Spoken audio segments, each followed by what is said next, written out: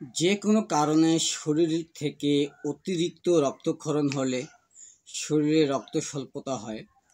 অনেক সময় খুব পাতলা পায়খানা বা বমি হওয়ার পর, খুব বেশি শুক্রক্ষয় বা শুক্রক্ষরণের পর বা অতিরিক্ত লিউকেরিয়ার পর শরীর দুর্বল হয়ে পড়ে এবং রক্তর জোর কিন্তু কমে যায়।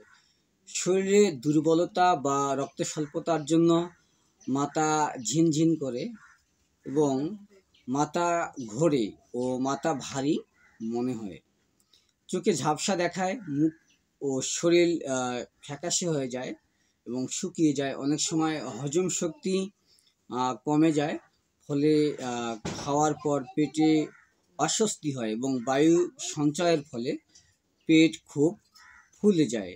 ঢেকুর বা বায়ু ত্যাগের পর খুব বেশি আরাম মনে হয়। মোট কথা, শরীর থেকে যে কোনো কারণে তরল পদার্থ ক্ষয়জনিত হয়ে যদি রক্ত স্বল্পতা দেখা দেয়, তাহলে আমরা হোমিওপ্যাথিক মেডিসিন সিনোকোনা বা চায়না ব্যবহার করে থাকব। এক্ষেত্রে সিনোকোনা বা চায়না 30 শক্তির 4 দানা দিনে 4 বেলা করে 4 বার করে, ঠিক আছে, খাওয়াতে হবে, যতক্ষণ না শরীরে অস্বস্তিকর অবস্থা এবং দুর্বলতা কম হয়। রোগ পুনরায় হলে সিনোকোনার পর ওষুধ নাট্রামিউর আমরা প্রয়োগ করব। তবে অবশ্যই মনে রাখতে হবে, নিজের থেকে হোমিওপ্যাথিক মেডিসিন সেবন করা যাবে না।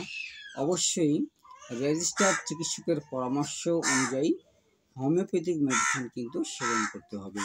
তো সুপ্রিয় বন্ধু, যদি আমাদের কারো রক্ত স্বল্পতা দেখা দেয় বা আমাদের শরীরে অতিরিক্ত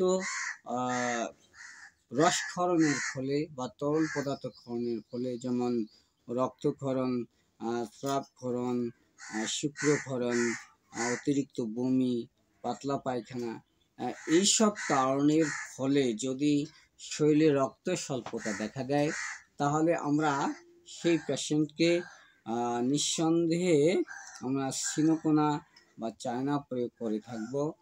আর আমি আগেও বলছি যে অবশ্যই নিজের থেকে ওষুধ সেবন করবেন না, রেজিস্টার্ড হোমিওপ্যাথিক চিকিৎসকের পরামর্শ ক্রমেই কিন্তু আপনাকে ওষুধ সেবন করতে হবে।